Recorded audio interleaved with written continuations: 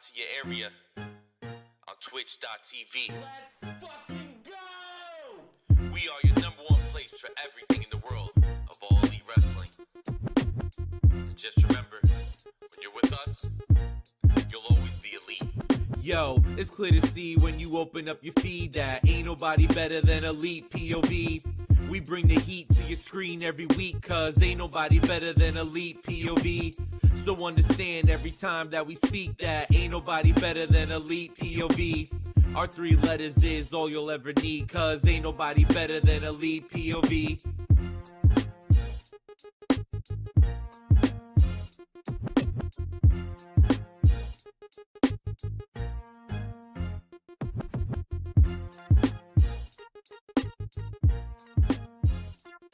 What's going on, everyone? Welcome back to Elite POV, where it's podcast time, and you know what that means. I'm your host for today.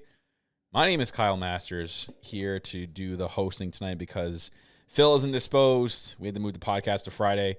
Ant is under the weather, so shout outs to you, Ant. Hopefully you feel better soon. But it's just me and Jackie, the 2-man booth today.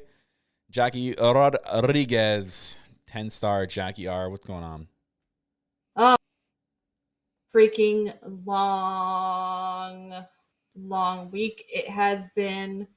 I know y'all have probably seen me going off about it on social media, but you know what, we're gonna leave all of that in the last 6 days, I guess we'll say. And God, this week has been long.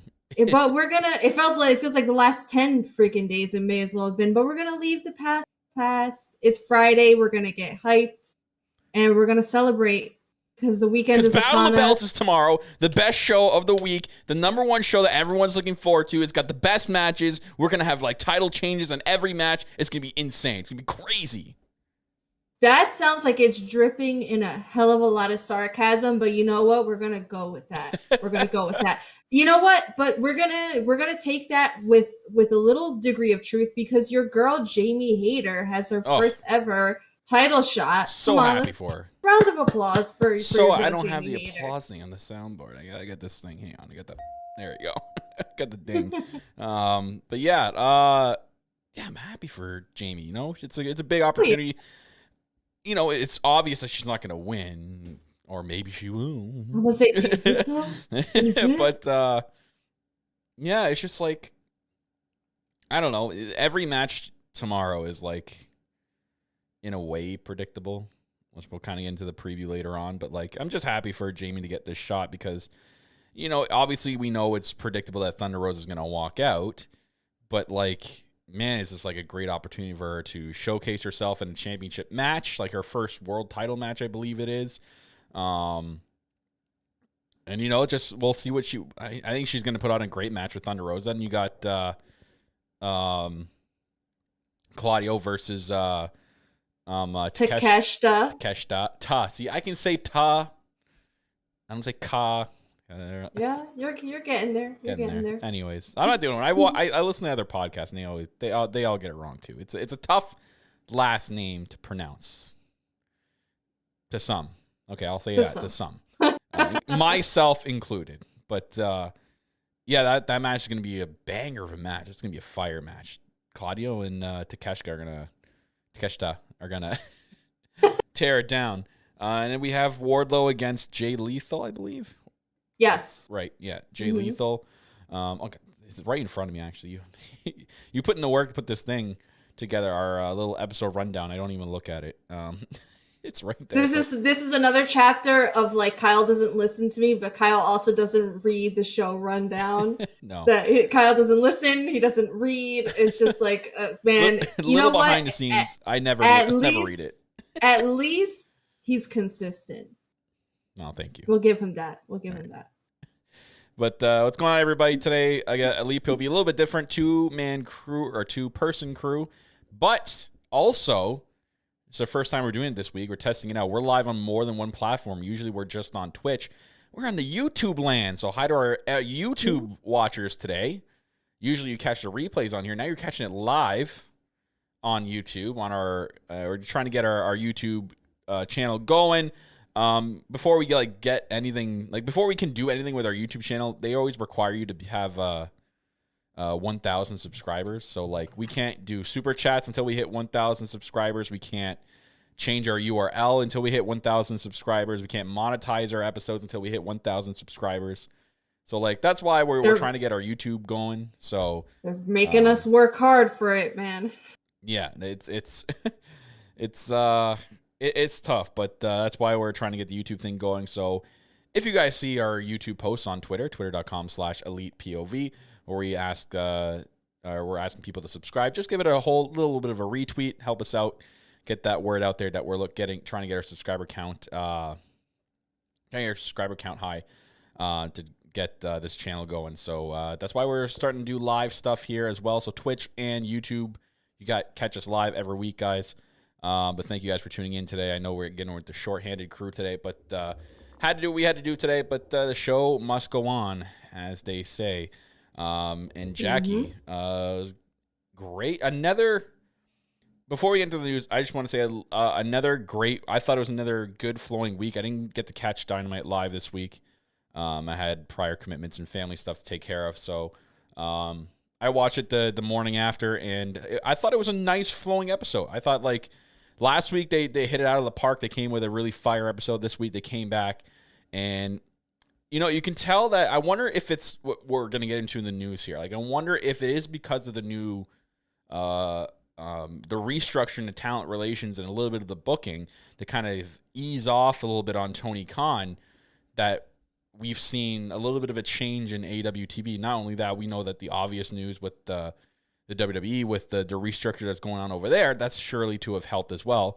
But like the biggest thing was like the women's, the Joker, the women's match wasn't at 9:30 this week. They went. My good.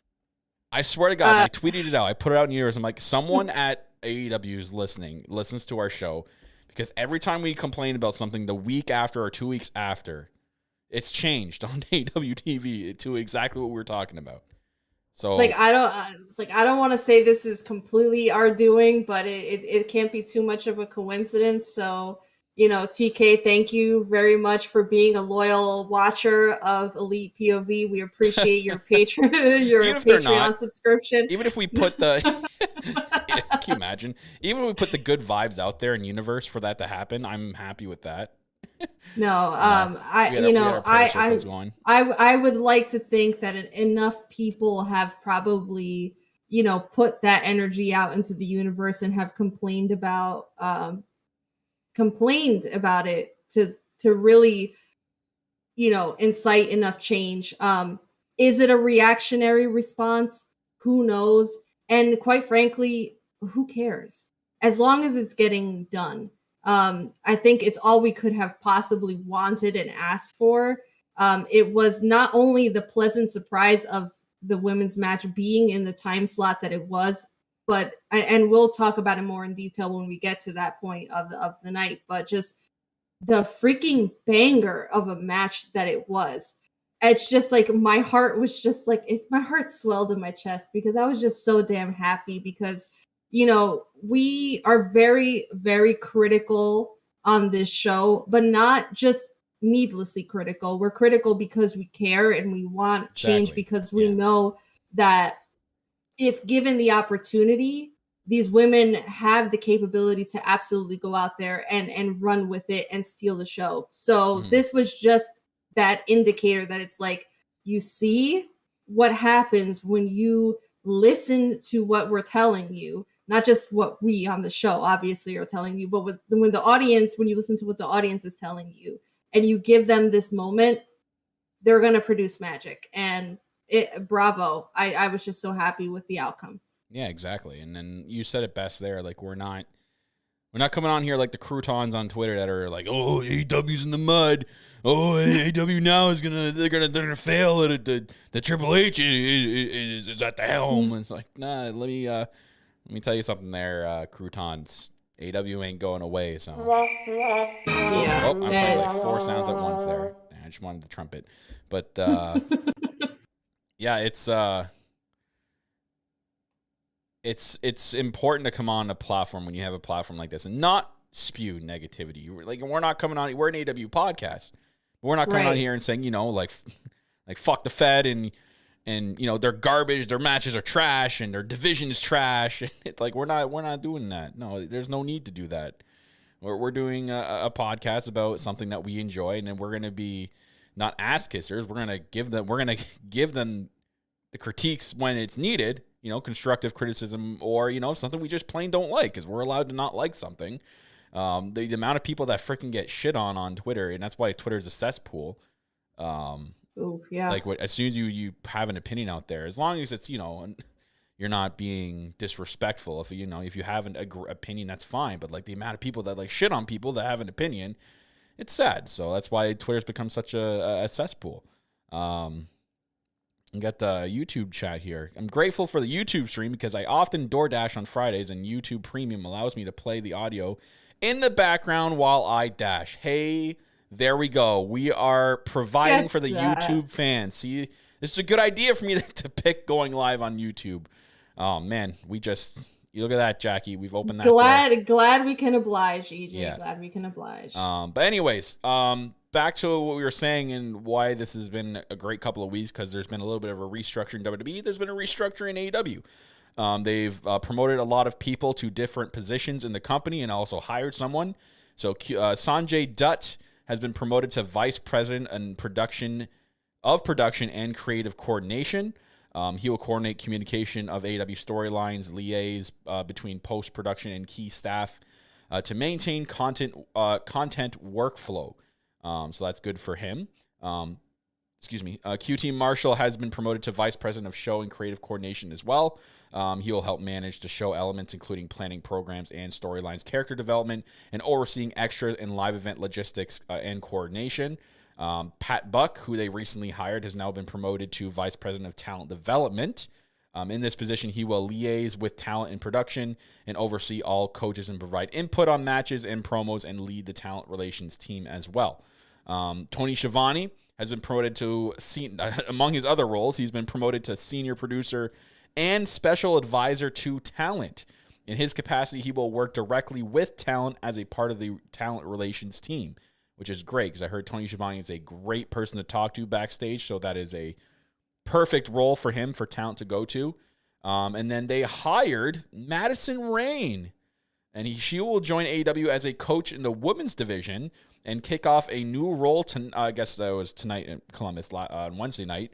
Madison has competed in numerous professional wrestling promotions where she had multiple championship titles, including a 5-time women's world champion.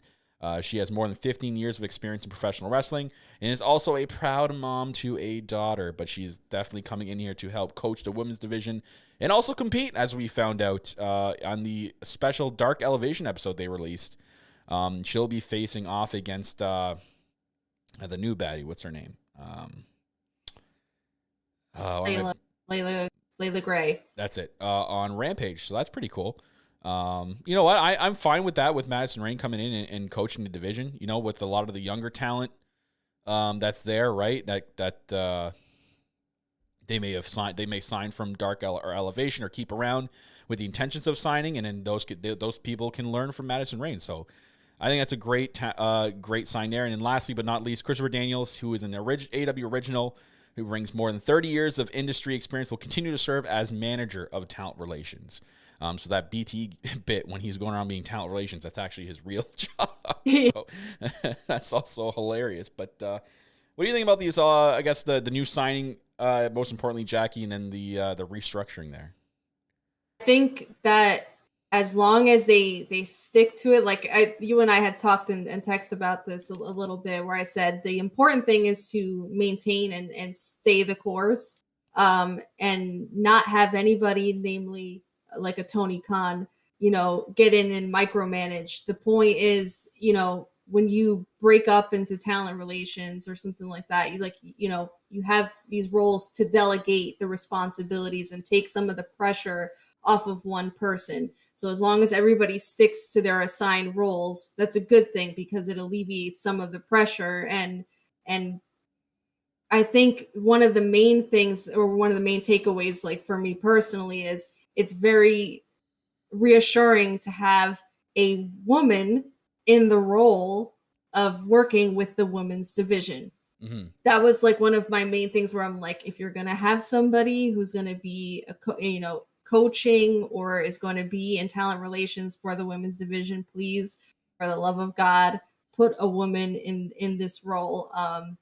Just for certain sensitivities and stuff like that, I just think that it's important to have somebody who kind of understands the dynamics a little more on a personal level. So I'm glad that they recruited somebody like Madison Rayne, who not only is also a woman but has the in-ring experience, and so I'm very interested now to see how things play out going forward with some of these changes. So I see it as a positive, and I hope that going forward this helps talent negotiate things going forward. Right. I think it's going to help a lot because there was the rumors. It's just a big coincidence as well that with the rumors of like stuff backstage is all over the place.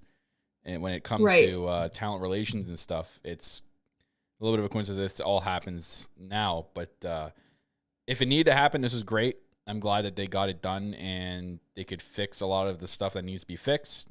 I know there's a lot of questions too, as well as is it now harder for talent to go to Tony Khan with a lot of like their ideas and stuff because they have to go through so many channels? And I'm like, look, listen, okay.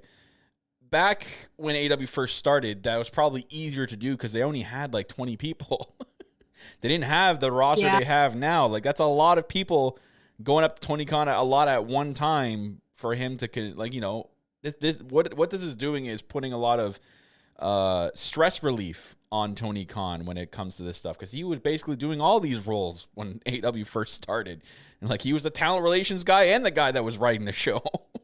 Right, but people also have to remember that this isn't necessarily a chain of command. Like even if there's like 10 people on this list, it doesn't mean that it's like 10 people necessarily in order. Like you have to go through all 10 people. It's like probably one or two guys, to get through to Tony Khan. You know what I mean? So I mean, it's kind of, again, it's a wait and see situation. And I highly doubt that you can't get a meeting with Tony Khan. There's probably a way that you can probably talk to one of these guys to have that meeting with Tony Khan. It's not like he's just saying like, fuck you, talent. You're not coming to see me anymore. That's not a thing. I highly doubt that's a thing.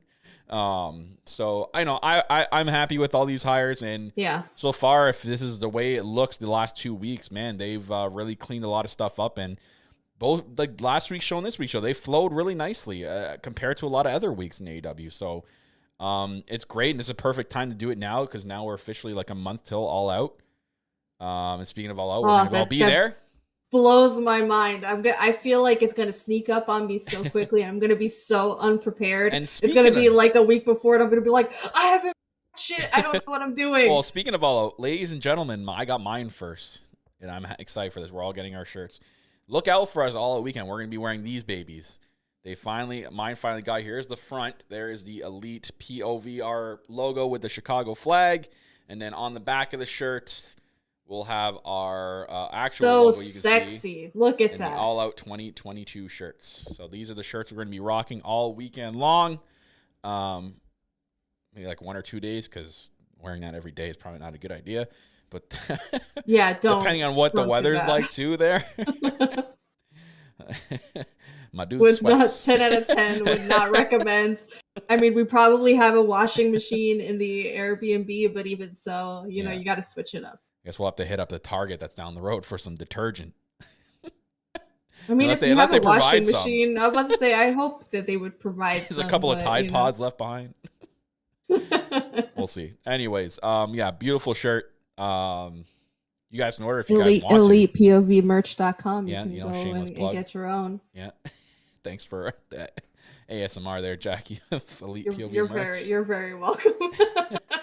But we'll get into this week's Dynamite. Dynamite was, again, like I said, great show. I was very impressed with it. Again, I had to watch it by myself. So it's weird watching a Dynamite by yourself as opposed to watching it with us in our group chats. It's a lot more chaotic in our group chats, and there's a lot more laughing going on. But I got to sit there, have it on in the background while I was working, and I missed a few things, but caught most of it. But by myself too this week, so I was shocked that they didn't open up with the Undisputed Elite Because, like, I'm like, okay, Adam Cole's back, then we got one of the 3 themes they usually use to open up shows, and that's got to be it. And sure enough, but I love the way they present Orange Cassidy's new theme. And I don't know if anyone catches the production and how they do it. So, like, Orange Cassidy's theme starts, but, like, the Titantrons don't go on, right? They're all off.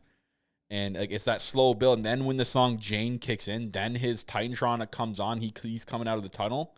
And the crowd just pops.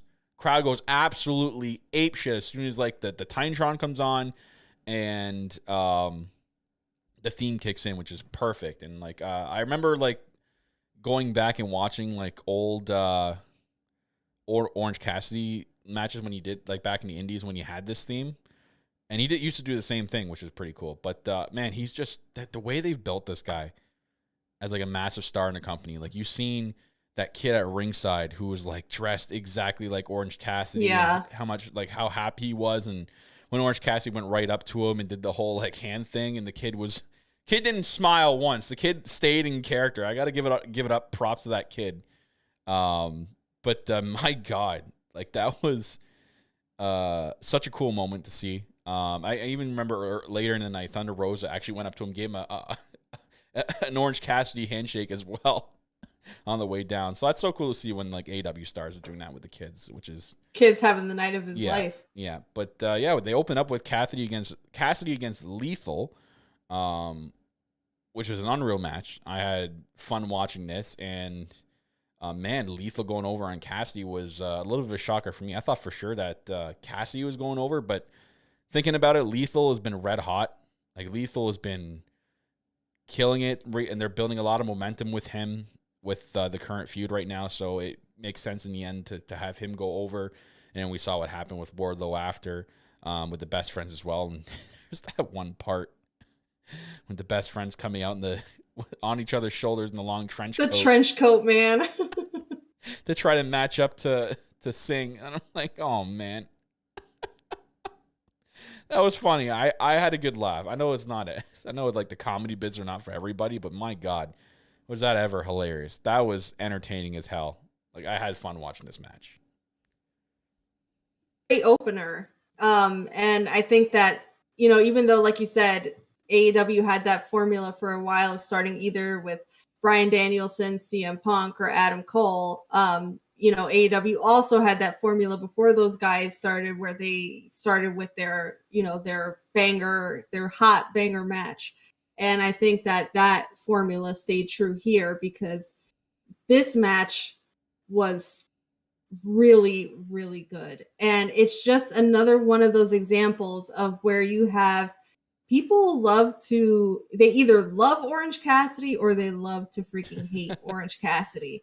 And this was another example of Orange Cassidy telling those haters to, like, you need to shut the hell up and sit down, because for all intents and purposes, this was probably the most, like, real wrestled match that Orange Cassidy has done. It wasn't a whole lot of, like, I always call it, like, his shtick, like, where he's doing his, like, lazy stuff. He really wrestled well, and he really sold well too against Lethal, because Lethal was kind of going in on him, and he sold the shit out of that match. And so I think Orange Cassidy looked great. I was also surprised to see Lethal go over, but I guess, like, in the direction of where they're going with, like, him and Wardlow, it made sense for him to go over.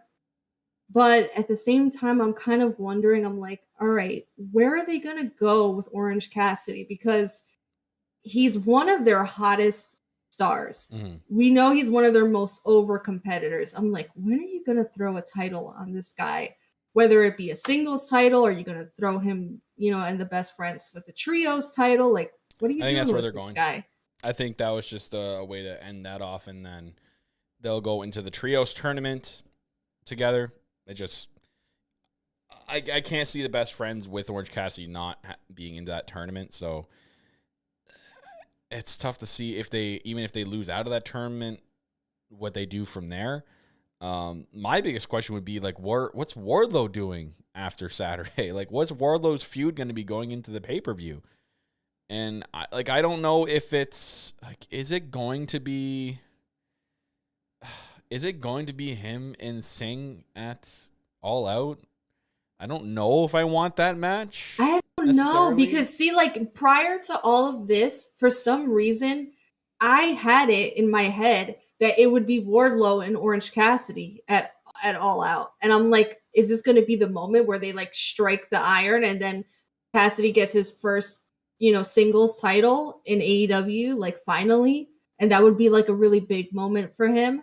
But now it doesn't seem like they're going in that direction. So it's kind of like, like what do you do with Wardlow now? Like TNT title, like it's just kind of, historically, and I hate to use this term because I don't want to make it seem like it's dismissive, but it is the hot potato title where it's like it does get passed around and it changes hands pretty frequently. So you assume that Wardlow's not going to have it for much longer. So where do you go with it? Assuming Lethal doesn't take it from him. That's the direction I think, because I know Lethal's not going to take it from him. There's no way that's happening tomorrow night. So that's what makes me think that they're saving Singh for his big first pay-per-view match to be against, Wardlow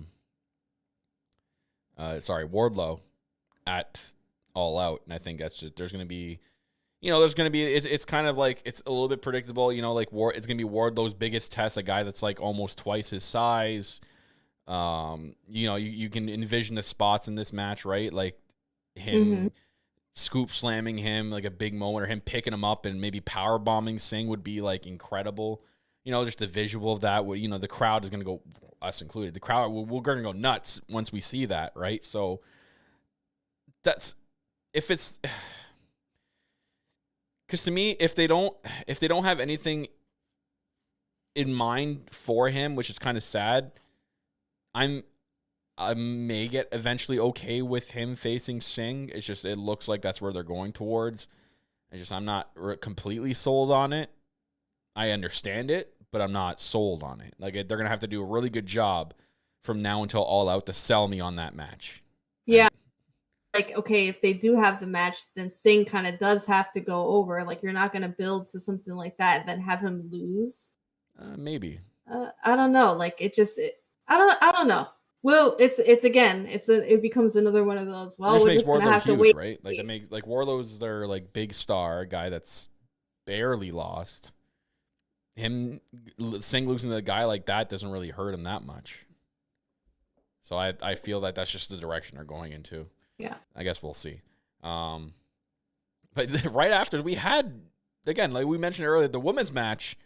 It was weird. Like, I was like, no way. Like this, there's no way. Like they are listening.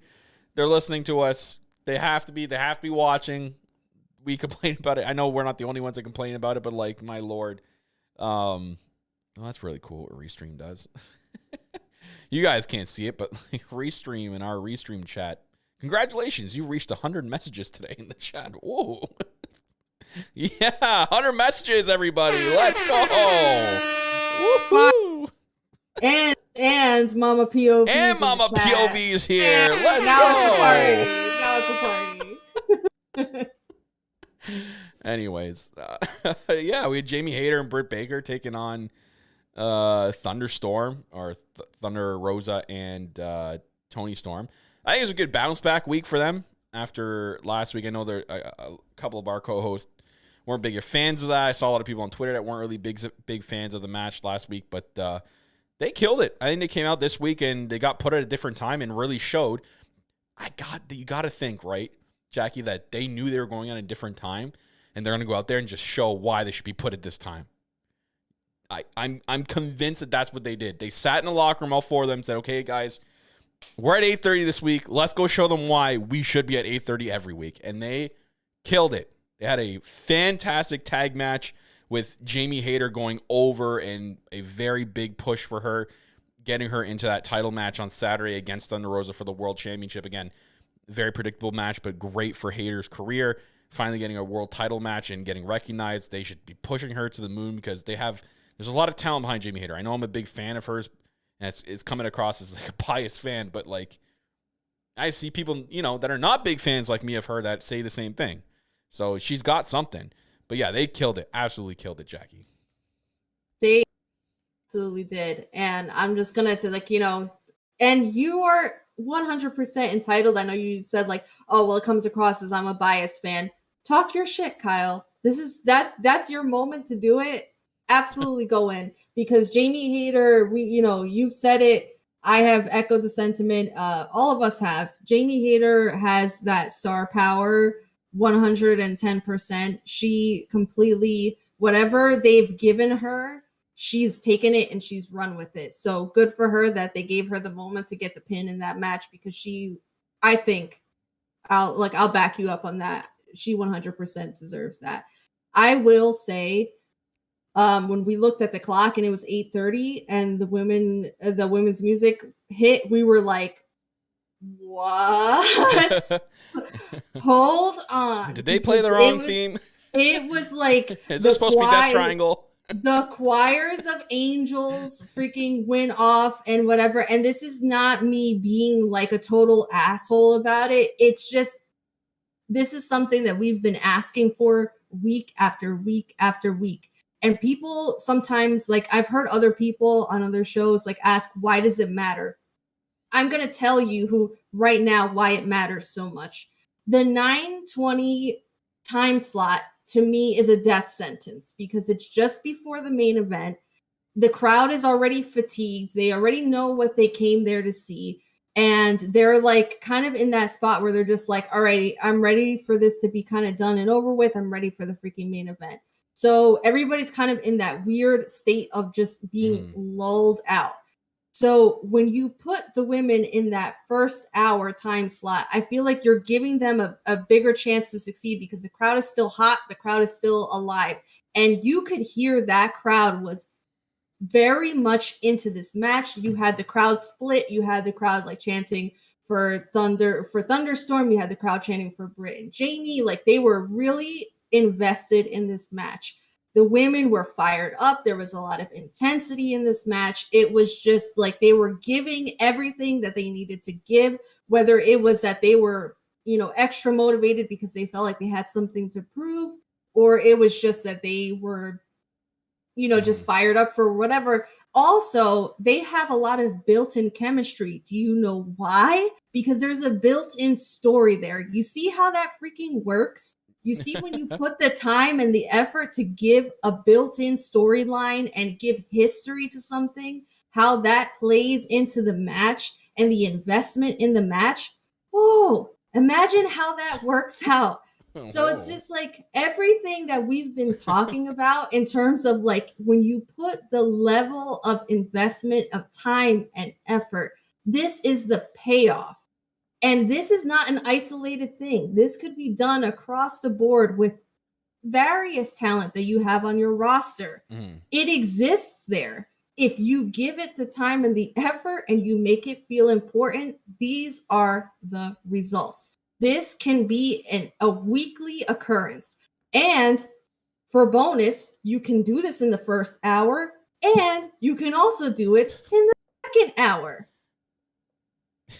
Let it just please. I hope that this is a light bulb moment for whoever's in making these decisions, because I really think that they struck brilliance here, and this can be the start of something great. If it's a reactionary response to whatever was happening on other programming, then let it be what it is. But, let it bring out the best in what AEW has to offer with their women's division. Boom, microphone drop. I'm getting off my pedestal.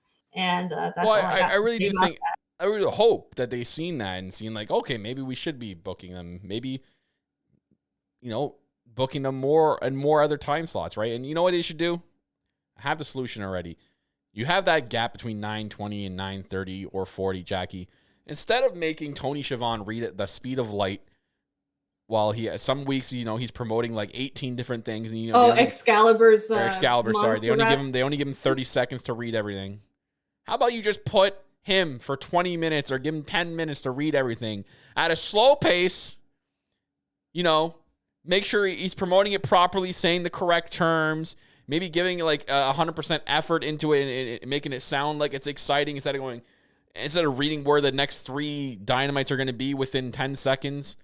Like, come on. Like, just give that guy some time. You can just move. You don't need to have a match there. Just give it to Excalibur to read a script for 10 minutes. Right. Oh, just... Anyways. Yeah. They did a great job. Plain and simple. And I hope we get a change. I hope this is the beginning of some change. So, next we had... This was an interesting match. So, we talked about story. Story here falls into this next match. So, Will Hobbs faced Ren Jones. But the biggest story here is what happened after with Hobbs and Ricky Starks. This has turned into a massive blood feud where Ricky Starks is just an absolute babyface. The funniest part of all this is when Ricky Starks came out, the cameraman was... Ricky Starks must have been the Flash for like 5 seconds because he ran out of the tunnel and down the ramp, and the camera didn't even know that Ricky Starks went by him. The camera was still pointing at the ramp going, okay, where'd he go? Where'd he go? And he already ran past and went to the ring. That was great. But man, like, I love the whole presentation of Hobbs' new entrance. That was pretty cool with the darker kind of... It's like his theme, but like darker. And then with the, he's in like the middle part where Cody used to come up in the Cody Vader, but like the light, the chandelier looking light thing comes up and he comes out of it, which is pretty cool. That's neat. But then like we also had like Taz on commentary said like Team Taz is completely done. Team Taz doesn't exist anymore. We're done with Team Taz, so everyone's moving in their own directions, which is very interesting. Which makes me think, I'm like, okay, then are we retiring the FTW belts? Because that was the main reason that was part of Team Taz, was the FTW belt was part of that faction because it was Team Taz. And it was about that Taz. You know what I mean? Like, Hook should just retire that thing and then go after a real belt. But yeah. What do you think, Jackie? I don't know. I was dying at the Ricky Starks thing and the cameraman completely missing him. That was a total pop the boys moment Pop right the there. I should be able to do that better because I'm a little hoarse today from That's okay. allergies. I But you. yeah, I can't execute that properly. I should just you should have like a sound bite of Ant doing that and just like superimpose it over my voice. But no, that the whole Team Taz thing is gonna be really intriguing for me because I've always said with Hobbs and Starks, their dynamic has been really good stuff. Like when they were together, let alone now with them feuding, this is gonna be very interesting. As far as the FTW belt, that's its own thing. I don't know that that's necessarily a Team Taz thing. But to your point, I think it would be wise for them to just say like, all right, I won it. It's an honor to my dad's legacy, but now it's time to put it up on the mantle and, retire it, just let it be what it is and go on to bigger and better things. But it will be interesting to see how, Hook's involvement is going to play into it also. But for all intents and purposes, I do want to see it remain a Ricky Starks and Hobbs thing first without Hook's involvement and just let them have their blood feud. And then if Hook wants to get involved at a later date, let him do it. But this is going to get intense, and I hope that it culminates in something at the pay-per-view. Yeah, I think it's going to...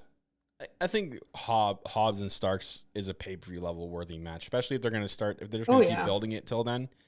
So I'm interested in that. Another one that's potentially going to be a pay-per-view match because it looks like they're kind of pushing the storyline ahead is the Christian and Jungle Boy story. Now, Jungle Boy almost committed vehicular manslaughter on live TV this week, so yes, that's a little bit different, and he was wearing an interesting t-shirt that was a little different as well. Don't think we're going to see that sold on AEW Shop, so don't think that's going on there.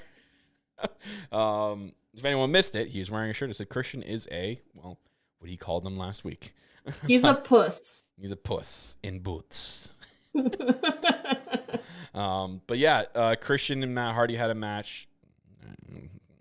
Great.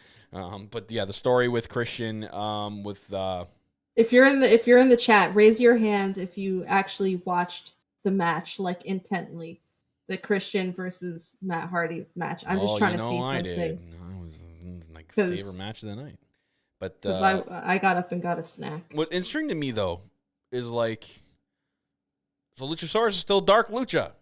What's going on there? I thought he just did that because he's with Christian. Why, if he's back with Jungle Boy, why is my dude still Dark T-Rex from Jurassic Park? What's going on?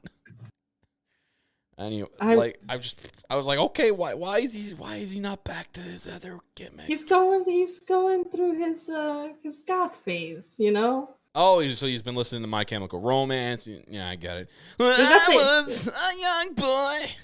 That's Kyle. That's not goth. That's emo. Yeah, well, close enough. But you know, no, not close enough. If Ant was here, he'd be fighting you. Yeah, he probably would anyways. Okay. He's probably listening, to be honest. He'll probably pop up in the chat now that we said that.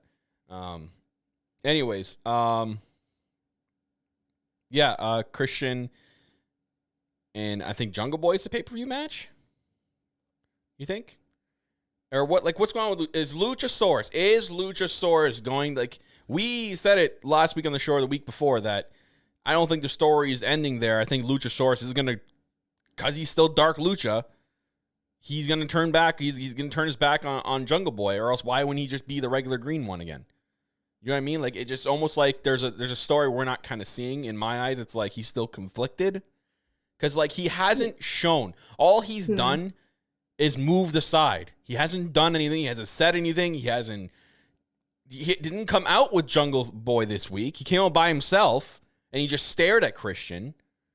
You know what I mean? Like, so I think there's another story here. He's still conflicted. That's why he's still the Dark Lucha. I'll put it to you this way. I think, personally, it makes the story more interesting if there's still that level to it where Luchasaurus is actually still in Christian's back pocket. That would be the more interesting story to me than if Luchasaurus really is like, oh no, I'm fully with Jungle Boy and, you know, we're just going to move on like nothing ever happened. I kind of hope that he's still like in Christian's back pocket, because then that adds an extra layer to the story. And then it's like, you know, it makes Jungle Boy the real underdog here. Mm-hmm.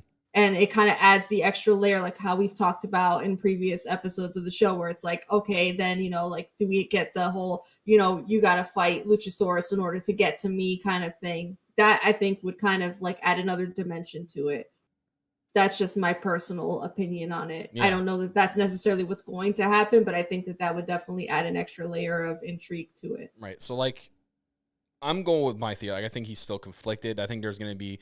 That's why we didn't get a lot this week. I think they're pushing the story. They're stretching it out. So we got a little bit this week. So, like, that's why they tied in the Matt Hardy thing to kind of have Christian doing something at the same time. They did the whole barring Jungle Boy from the arena when he tried to run over and kill Christian and whoever the reporter was. And then, you know, he got back in somehow. So they're kind of stretching it along. And I think that's why we also, like, again, like I said, Luchasaurus, all he did was step aside for Jungle Boy, right? He didn't high five him. He didn't hug him. You know, this week he still didn't go back to the green dinosaur. He still came out, but he didn't go and attack Christian. He stared at him. So I think there's a conflict going on inside his head. And he still doesn't know what to do. So, and I think we're eventually it's going to be an episode of Dynamite. We're going to get, you know, like, Jungle Boy's going to, like, tell him to do something, and he's not going to do anything. He's just going to stand still and maybe turn around and walk away or something, right? So I think there's going to be something. And then maybe, like, by, like, the go-home show, then he turns back and he still aligns himself with Christian, or maybe 2 weeks before. Something. That's my guess. But we'll see what happens. This was an exciting match. A dumpster match. I was very curious to see how this played out. Billy Gunn does have a history of the dumpster match. That was pretty cool. They tied into that. The whole intro was hilarious. With the Acclaimed. And then, oh man, did the Ass Boys ever take some garbage can shots right in the beginning of, like, not the beginning of the match, but like during the entrances, like, especially was it not Austin? Where's it Austin? I think Austin took that one. The second trash can shot was like dead square in the nose. And I'm like, oh my God. And then Masked Caster, awesome. Just play my music. They play it. He raps. Drops a whole big VKM line out of nowhere. I'm like, okay, we went for it. Yep. We just threw it out there. And then the Joe Biden positive COVID test line right after. I'm like, okay, he's just shooting now. But this was exciting. I don't know. I had fun watching this match. It is what it was. It was a gimmick match. I don't know if you were, we had some wrestling in there, but you shouldn't have been expecting real wrestling, like a real like grappling match out of this thing. It was supposed to be what it was. And for anyone that's wondering, I made sure I went and checked some sources. They did survive and they were okay after that stage dump, which looked horrible because the lid shot open. And I'm like, oh, okay. Did they get crushed? Did someone fall? And you know what I mean? Like I cringed a little bit. Maybe next time don't use zip ties. Maybe we use an actual lock or something. Because those zip ties did not last. They came right off. They got them dollar store zip ties. Got to hit up like a Home Depot or something like that. Make sure you get those industrial grade zip ties.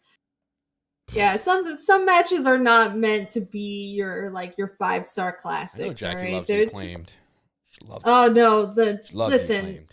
Listen. Yeah, listen, Jackie, you love the Acclaimed. No, okay? I have a confession to make. After he hit that Vince McMahon retirement line, I sent a text to Phil and I said, okay, the Vince McMahon line popped me. And that's about as much as it got out of me. Aw, boo. I'm not gonna say that I love the Acclaimed, but that got me. Of course, anytime that they're gonna take a jab over at that, that old fart, I'm gonna laugh at it. Come on, Jackie. Just say it for us once. Tell us that you love the Acclaimed. I'm not gonna lie. I love Anthony Bowens. I do love me some Anthony Bowens. Regardless, the match was a fun time. As somebody who watched and rewatched and to the point of probably stretching the video cassette of WrestleMania 14, which had the dumpster match between the New Age Outlaws and Cactus Jack and Terry Funk. Yeah. I knew and I saw so many of the callbacks, even down to the outfits that they were wearing. So I popped for that too. I was like, oh, you could see that they're doing a lot of an homage to that match specifically. So I'm like, okay, I love when they do those little callbacks to previous matches. So you're gonna boo in but the chat. Boo, Jackie, boo. All right, yeah, boo me. I see what you cheer for. But no, I'm not gonna say it. I can't tell them why. If I'm not above it, if that day ever comes, I will be the first one to get on here and we're gonna play and profess my love. We're gonna play Celebration by Kool and the Gang for the whole episode. That's not gonna end. I if the day ever comes where I'm like, you know what, I've been converted, I'll freaking buy the t-shirt, I'll come on here and I'll wear it. I'm not one of those people that is whatever. But today is not that day. Okay. So I tried, guys. I tried. So calmate. Yeah. Okay. Well, we'll move on to the main event. Jericho faced Wheeler Yuta. Okay, so I thought this was a great main event because not only did these two actually have a good match, but this was huge for Wheeler Yuta to get put over on by Jericho. I think Jericho did a fantastic job of putting over Wheeler Yuta, and Jericho did a great job of having a very great. I know he had to go over because of what the story is between him and Moxley for Quack at the Lack next week, or Quake at the Lake, Quiver by the River, Bippy at the Mississippi. Shout out to our boy Black Baymax. Yeah, so because we know if they're teasing that it's going to be Lionheart Jericho, I highly doubt Yuta is going to win this match. Yeah, I mean, I love that even Moxley said, I think it was an interview or something that or was it the backstage segment when he was like He's like, I would love it if you'd have won, like acting like, I'd love to smack around my own teammate and show him a lesson, because that's what they do in the BCC. They don't care who you are. Yeah, it was a great match. I love the Lion Tamer callback to the Lionheart Chris Jericho, and yeah, we're gonna get. And then Moxley came to the ring after Jericho was beating him down. It was great. It's his home state. We got a great reaction, John Moxley, and then next week we're gonna get Chris Jericho versus Moxley, and then we're getting Lionheart Chris Jericho. Now there's that list that keeps. Like Jericho even retweeted, he's like, it's going to be one of these. There's a list of like 9 different themes he used as the Lionheart, and we don't know which one he's going to use and which one he's going to pick. So I'm going to try to do some digging, and I'm going to try to predict it on Twitter. I'm going to guess. I'm going to have to go back into like his Lionheart days, see the date and see the venue. I'm going to guess he's going to pick a Lionheart theme that coincides with where they are next week. That's my guess. If maybe he had a match or a famous match, maybe not famous, but a match was it Minnesota next week when he was the Lionheart, and that's the theme he used. I'm going to try to do some digging. I know that's tough, especially because it's a far back list, but we'll see. But I wouldn't be surprised if they just trolled us and did Judas, right? Oh God. That'd be, it's going to get the whole sports entertainers beginning too.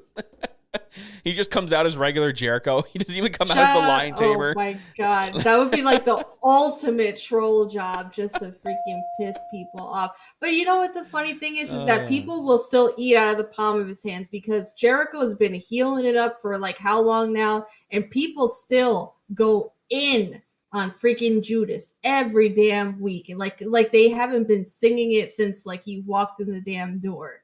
Like they go. I just love when 2.0, like they hear the song crowd singing, they cut it off. Like, cut it off. You guys don't deserve to sing this damn song. And they're the only ones that do it. Jericho doesn't even do it. It's just 2.0 that cuts the crowd off. Yeah, for real. And I'm like, y'all want me to say that I love the Acclaimed. I'm not going to say that, but I will say on this show and any other show, I freaking love me some Daddy Magic, man. Yo, Matt Menard, that's my boy. I love me some freaking Daddy Magic. Right. No, it's just and they had the entertainers. Yeah, sports entertainer. They had the backstage segment with Anna Jay, who was just choking out everybody and choking out, I guess, the camera people. I don't know. Some poor sold. Unfortunate random producer guy. I'm not sold on Anna Jay with the JS. Sorry guys, just not sold on it at all. I think she would have played better into the deeply personal storyline between Christian and Jungle Boy. They could have done a lot of personal stuff there, which would have been cool, bringing in some real life elements. So I don't know. We'll see. Maybe eventually I'll change my mind, but right now, not sold. They could have, but sold. back to the main event. I just want to shout out, I know you briefly touched on it, but that Moxley backstage promo was the shit. I freaking love Moxley. When he gets into that zone, I tweeted about it. I very rarely live tweet Dynamite, but I just had to shout out that Moxley promo. Him saying he doesn't care who wins, because when that bell rings, he doesn't have any respect for anyone. And he's just looking to paint the canvas with somebody's blood and litter the mat with somebody's teeth. I'm like, what the freaking hell? He's just going nasty. And then I think he finished up with saying we're gonna make the Heart Dungeon look like a daycare. And I'm like, my dude, he's just he's so eloquent in the most gnarly way. Moxley cutting promos like only Moxley can, which was a perfect predecessor to the main event, because and then my other live tweet moment was talking about, I don't know who gave Wheeler Yuta permission to be as good as he is at 25 years of age, because holy shit, he just never looks out of place with anybody. Because Jericho, I know we give Jericho a lot of shit on the show, but the reality is Jericho is a GOAT. Mm-hmm. And he's been doing this for a long ass time, and he's earned his stripes in that ring. And Wheeler Yuta does not look like he misses a step whatsoever against a veteran like Chris Jericho. And I know that also speaks to like the fact that Jericho is the seasoned veteran. So he's always going to make, he's going to make Wheeler Yuta look good. But like Wheeler Yuta's just been freaking consistent. Every match that he has like, with every opponent, he's not missing a beat. Mm-hmm. He's so fluid. He's so damn good in the ring. Yeah. And I think it's just been such a real like treat as a wrestling fan to just watch the way that he's ascended out there. No, that's a shout out to Ascended in the chat. But just like his ascent in the ring, and to see from him going to, just being the best friend's lackey to him being like a real crucial part of the Blackpool Combat Club, and him main eventing freaking Dynamite with Chris Jericho. Like, what the hell? Like, like that's just is freaking mind blowing. So like, good for him. We knew he wasn't going to win, but it's not always about winning and losing. It's about putting on these banger seller matches. And he is really he's something to watch. And I know like we talk, like we've talked in the past about like the 4 pillars of AEW. And I think that if we're having a conversation about, the pillars now, like, he's definitely top contender for the current pillars of AEW, because my God, is anybody having like, a better rookie year than Wheeler Yuta at this point? No, he's doing fantastic. Oh my gosh, he's doing so great. And I know I resisted the whole Jackie Wheeler Yuta thing, but man, I gotta fan myself a little bit, because I might be a cougar for Wheeler Yuta at this point. He's killing it out there. He's really doing the damn thing. I got a thing for Wheelers, I guess. Yeah, Daniel Garcia's right there with him. I agree, Adam. But the rest of the show was all right. There's a lot of promos. Like Sam and Tay had that video package that was interrupted by Kingston. That was pretty funny. Darby Allin had a really cool promo against Brody King, and they're building that story up, which is pretty cool. Miro had a really good promo, again, building in with the whole Malachi Black thing. Those two, looks like that's aiming towards the pay-per-view between those two, which is fine. I bet you Miro costs the House of Black their trios tournament spot or something like that. Who do you think Miro was talking about in his promo? I don't know. That was just very interesting. But like, everyone's like, oh yeah, House of Black should be like trios champions or should be in the finals. But I'm like, like 2 out of 3 of them are in like a deep storyline right now. And haven't seen Buddy Matthews in weeks. So like, are they even in the tournament? Everyone's like, oh yeah, House of Black. Yeah, but like, do y'all forget that 2 of them are in like a big storyline right now? So like, doesn't matter. The tournament is not storyline based. They might get involved. They gotta be in the tournament. It's gonna be their first match. It looks like it's gonna be a clusterfuck. Darby's gonna get involved. Miro's gonna get involved. It's just gonna be a mess. Tell them to stay the hell away.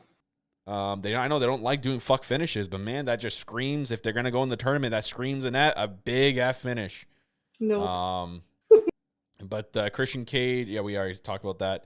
The Undisputed Elite. So we gotta talk about this. Saving the mess for last because they're my boys. This was a very, very interesting segment because there's some deep root storylines going on in all of this. Oh, yeah. So I saw so much today. People taking little things out of this whole segment and saying, this goes back to this goes back to that. And it's like, holy shit. Yes, you're all right. You're all correct. Like, one was hilarious. One was when Adam Cole was beating down Matt Jackson, and if you had to listen really carefully to what he was yelling, he's like, don't forget that I remember what you guys did to me. And he's referring to when he got kicked out of the Bullet Club. I'm like, oh my God. Like, there was so much going on in this whole thing, but it was so cool how they did it. This was great. And they all came out together, and I'm like, okay, like, Bobby Fish and Kyle O'Reilly are looking sus as hell. Like, they just don't look like they're in a good mood. Like, like, Cutler's being Cutler. The Bucks are going, this is great. We're all back together. But, like, you see O'Reilly and Fish, and, like, these two are sus. They aren't like their usual selves. They being sus. They get into the ring, do the whole spiel. And, like Cole says he's not medically cleared to compete. Neither is Kyle O'Reilly, which is both, I think that's Fugazi. That's not real. But then they turn to the Bucks and goes, because I can't team with you and you guys won't pick Bobby Fish. You guys can't be in the tournament. Like, they made like an, quote unquote executive decision that the Bucks can't be in the tournament. But then he turns around and goes, no, you guys don't understand. You guys won't be medically able to compete. And then they get confused. And that's when Kyle O'Reilly and Bobby Fish just choked them out. And I'm like, oh, okay, we're already doing this. We're starting. Okay. And they get beaten down. It's like that Office moment. It's like, oh my God, it's happening. It's happening. The crowd, if you rewatch the crowd, everyone just stood up. As soon as it happened, they're like, oh shit, it's going down. And then Hangman came out and a massive pop.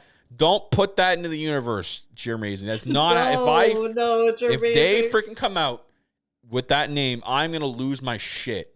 I'm gonna be pissed off because I bought that shirt for no reason. The Paragon is the stupidest fucking team name I've ever heard in my entire life, and I've heard some pretty stupid team names. Like the B team and shit like that from the past. No. Do not call them Paragon. They call them Paragon. I'm gonna lose my absolute shit. They can still be Undisputed Elite. They can just claim themselves as the Elite. They could. They can still be Undisputed Elite. Do not put Paragon Universe. Stop it, guys. Stop it. But anyways, Hangman Page came out, and there was that look with them in the Bucks. He held Matt up. It didn't really. There wasn't. Everyone's like, "Oh, they're back together." I'm like, not really. No, they're not back together yet. There wasn't a big like sign that they're back together. But this makes me think, like, are they doing Young Bucks, or is Kenny gonna come back, and he's gonna have a say in this? Is he coming back before All Out? I would probably save Kenny for All Out for a big surprise, unless they had another surprise in the works. This can go in every direct. This can go in many directions. Like, I'm talking about the Bucks storyline with either Hangman and Kenny, because we know the big money match eventually is Adam Cole versus Kenny Omega because of what happened, right? That's going to happen eventually. Don't think it's going to happen All Out. Don't know if it's a full year match. Don't know. I feel like that's your headliner, right? And I think full year, from the reports I read today, Punk's not going to be ready in time for All Out, so the world title match will be the full gear match. So that'll be Moxley and Punk, and that'll be the main event. Because you're not going to have Punk and Punk and Omega on a card where it's not the main event. Like, or it might even be the Grand Slam main event, to be honest. That could happen at Grand Slam, because they need a big match for that, right? They do. So that could be where that's going to happen. They need something, and this is not trying to be, negative or anything like that. I think they need something at this point. If they want to push Grand Slam to be a major show the way that they did last year, they need something, because right now I think they're struggling a little bit in ticket sales comparatively speaking to the way they did last year. I remember last year they didn't announce the Omega and Bryan match till the week after All Out.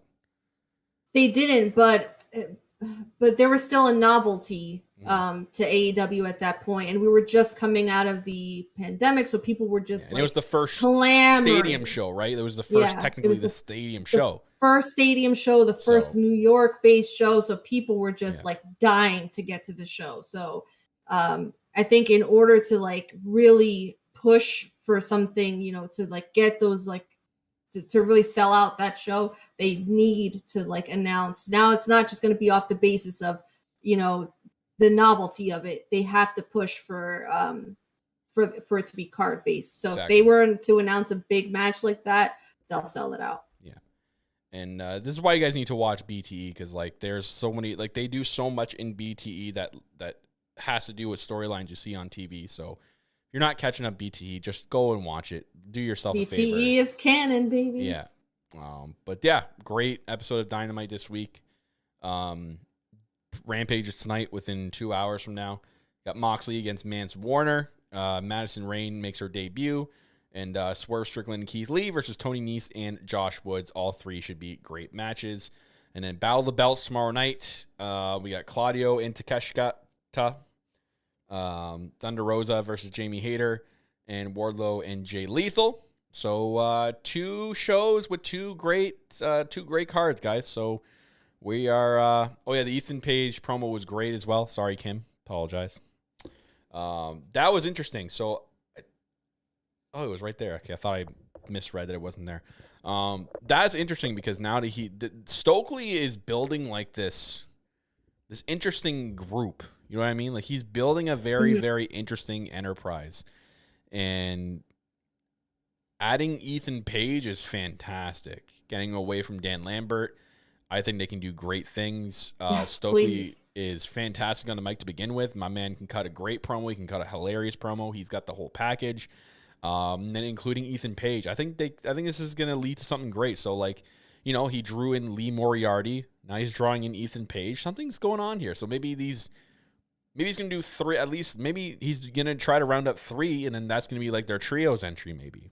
So they could. Somebody did make a good point though, where he could kind of take the Bobby Heenan approach, where it's like they don't have to necessarily be associated with each other. You know what I mean? Like all of his recruits don't have to be a unit. It could just be that he manages separate people, and they can just be doing their own thing, which is totally fine too. Actually, have someone DM me about that. My friend, my buddy Bill, actually mentioned that to me. DM me about that. I'm like, oh, okay, I didn't see it that way, but yeah, now I do.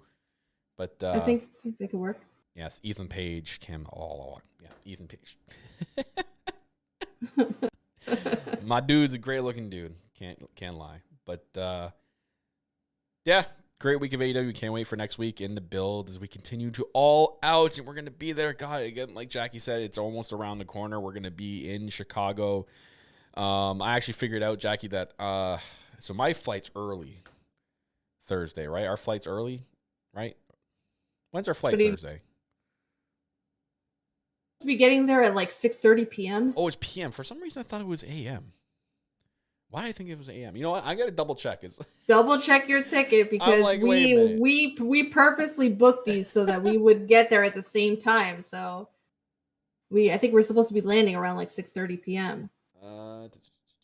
Check your shit, Kyle. I got my plane ticket right here.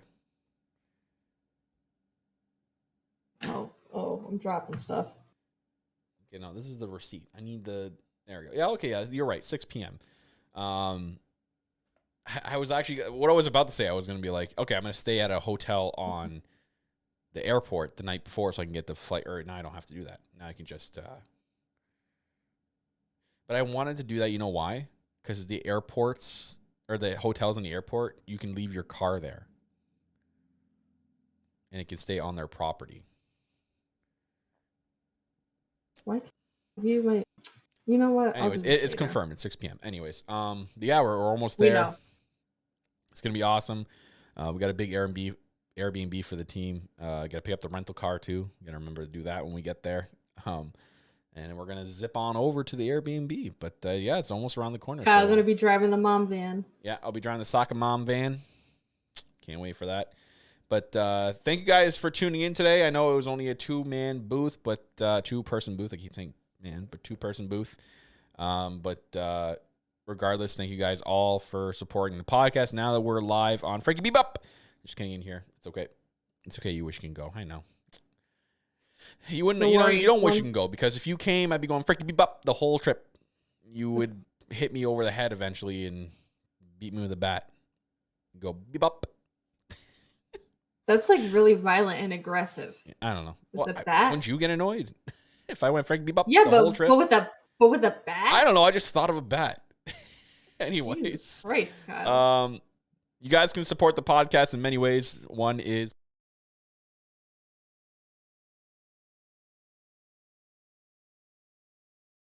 now you guys can hear me because I'm an idiot. You guys can support the podcast on elitepov.com/ or patreon.com/elitepov. We don't have a website, but support the podcast that way, guys. You guys have done a wonderful job of doing that, helping us and support our All Out trip. Thank you guys so much for that. You guys have no idea how much it means to myself, Jackie, and the whole team here. You guys helped pay for our tickets to Rampage, which we got floor seats for Rampage. our tickets for All Out, which thankfully we were able to buy and secure. And then the Airbnb. So, like, thank you guys so much for that. And then you guys can go to ElitePOVmerch.com. Get yourself some great merch. Like, you can pick up the Elite POV All Out shirt, as I got right here. We'll be wearing these all weekend. All those funds go towards supporting us here at the show. We will be wearing, like, clean clothes. We're not going to do it all weekend, all right? No, we're not going to be wearing just that shirt all weekend, but probably 2 out of 3 days. Maybe when we go to Rampage and, you know, the actual pay-per-view. You guys now can subscribe to us here on YouTube. We're live here on YouTube as well. Hit that subscribe button. That's free to do. All you got to do is hit that subscribe button. If you haven't already, guys, go over to YouTube, search up Elite POV, hit the subscribe button. It's free. It takes 2 seconds to do. Helps us tremendously. We're trying to get our goal of 1,000 subscribers. Follow us on Twitter and Instagram, at Elite POV. And again, make sure when we do, I'm going to do more of those posts to help us get to 1,000 subscribers. If you guys can give us a simple little retweet and a like, that helps us tremendously as well. So thank you to those who have. You guys can follow us on TikTok, Elite POV Clips. We're going to be posting a lot. I know we don't post a lot now, but there'll be a lot all out weekend. Rest assured, there will be a lot. Get ready. We're going to drive y'all nuts. Yeah. And you can follow myself and Jackie. Mine's at Ollie Kyle. Jackie is Love You Make 24. That's why you got to let me do my own socials, Kyle, because you don't Is know. it? Did I get it right or did I get it wrong? You got it right. That's what I thought. But anyways, guys, thank you so much for tuning in live today. We appreciate all your support. And, guys, we'll be back next week. As always, well, we'll see. It'll be next week on Thursday for sure. But the week after, I don't know. I'm almost done hockey for the summer. Almost done. Then we can go be back to Thursdays for sure every week. But blame Canada. Yeah. Anyways, guys, thank you so much. We'll see you guys next week. I guess I'll do the sign-off that Phil does. I only know this. I'm not going to make my own. But guys, thank you guys for listening to another episode of Elite POV. And remember, you don't need a hat to be a cowboy. See you next time.